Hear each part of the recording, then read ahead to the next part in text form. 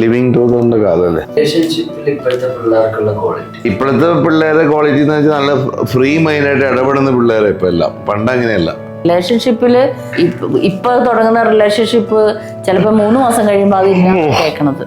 പണ്ട് കാലത്തൊന്നും ഡിവോഴ്സിനില്ല. ഇപ്പൊ എന്തോരം ഡിവോഴ്സുകൾ നടക്കുന്നത് 3 മാസം 2 മാസം. ഇപ്പൊ റിലേഷൻഷിപ്പിലൂടെ വന്ന് കല്യാണം കഴിച്ച് 1 വർഷം പോലും തികയുന്നതിന് മുമ്പ് ഡൈവോഴ്സ് വരുന്ന അത് പരസ്പരം അണ്ടർസ്റ്റാൻഡിങ് ഇല്ലാത്തതിന്റെ കുഴപ്പമാണ്.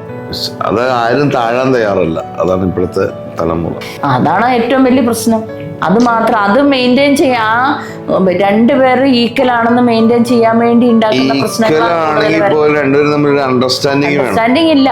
ഇപ്പൊ ഭാര്യ ഭർത്താവാണെങ്കിൽ നീ എന്നെക്കാളും മേളിൽ പോകാൻ പാടില്ല. ആ ഒരു കണ്ടന്റിൽ ഇപ്പൊ പോകുന്നു. ആരും താഴാൻ തയ്യാറല്ല.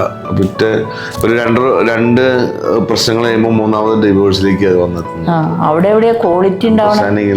ക്വാളിറ്റി ഇല്ല.